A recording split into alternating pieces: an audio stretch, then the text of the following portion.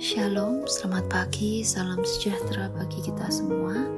Tema renungan kita pada pagi hari ini berjudul Dikuasai Roh Kudus. Tujuan pencurahan Roh Kudus adalah memenuhi panggilan untuk hidup berbuah dan memenuhi tanggung jawab menjadi saksi. Kita sebagai orang percaya dipanggil untuk hidup berbuah dan dipanggil untuk menjadi saksi dimanapun kita berada, supaya kita membuat setiap lidah mengaku bahwa Yesus Kristus adalah Tuhan. Tetapi perlu diingat bahwa janganlah kita pergi tanpa Roh Kudus. Kenapa kita harus pergi dengan Roh Kudus? Supaya kita bisa menjadi saksi yang meyakinkan dan punya kuasa. Ukuran keberhasilan itu bukan dari orang menerima Yesus atau tidak, tetapi apakah pesan Tuhan itu sudah tersampaikan. Ini bukan soal berhasil atau gagal, tetapi tentang taat atau tidak. Perkara menerima Yesus atau tidak, itu bukan tanggung jawab kita. Itu adalah tanggung jawab Roh Kudus. Oleh sebab itu kita perlu hidup dikuasai oleh Roh Kudus supaya kita tidak menjadi batu sandungan. Kita perlu hidup taat dengan Roh Kudus. Kita perlu hidup taat dengan firman Tuhan. Roh Kudus akan membuat kita, Roh Kudus akan memampukan kita untuk taat kepada firman Tuhan. Tetapi pertanyaannya, mengapa orang tidak dikuasai Roh Kudus? Jawabannya adalah karena mereka tidak percaya. Mereka tidak biasa taat. Oleh sebab itu, mari kita biasakan untuk taat. Bahkan dalam hal-hal yang sepele, yang seringkali melepaskan kesadaran moral kita, yang seringkali melemahkan roh kita, yang seringkali membuat kita kurang teladan, yang seringkali membuat kita kurang disiplin dan lain sebagainya.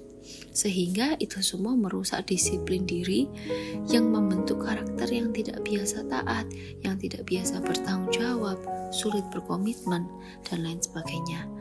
Maka dari itu mari dengarkan Roh Kudus ketika Ia mengingatkan kita untuk taat. Karena Roh Kudus adalah satu-satunya penyebab dimulainya pekerjaan Allah yang agung. Roh Kudus yang akan menginisiasi kita untuk menjadi benih bagi dunia. Dan dunia ini bukan secara fisik, tetapi itu berbicara tentang masyarakat sosial, berbicara tentang dunia sosial. Jasmani kita terbatas untuk menjadi benih bagi dunia sosial yang lebih luas dibandingkan dunia jasmani. Maka kita membutuhkan kekuatan Roh Kudus untuk menguasai hidup kita, dan itu perlu terjadinya pembaharuan budi. Kita perlu hidup oleh Roh. Kita perlu membiasakan hidup oleh Roh daripada menuruti keinginan daging.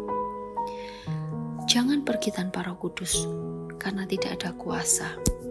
Murid-murid baru menjadi saksi setelah menerima Roh Kudus pada waktu kebangkitan Yesus.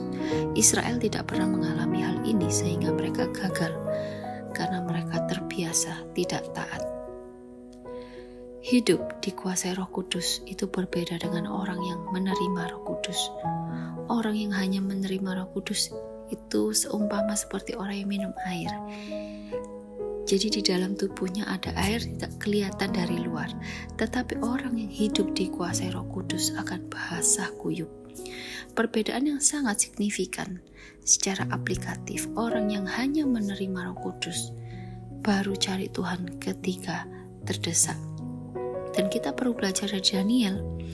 Daniel tidak akan selamat dari dapur api kalau dia itu tidak terbiasa setiap hari 3 kali datang kepada Tuhan. Saudara yang dikasihi Tuhan, Israel gagal memenuhi mandat budaya untuk menghadirkan shalom kepada seluruh dunia. Pada masa zaman akhir ini akan muncul perdamaian palsu. Seakan-akan Israel berhasil dengan memiliki Mesiasnya dan segala yang dibuatnya di akhir zaman. Jangan tertipu, jangan terlena. Ini godaan berat bagi setiap kita. Ini godaan yang berat bagi setiap gereja. Israel gagal karena membangun kehidupannya tanpa Yesus. Mereka hanya berfokus pada hal duniawi. Merekalah pohon ara yang tidak berbuah. Kisah para Rasul 28 itu adalah kisah yang belum selesai. Kisah selanjutnya adalah kisah tentang kita. Kisah tentang kehidupan kita yang melanjutkan pekerjaan para rasul. Amin. Tuhan Yesus memberkati.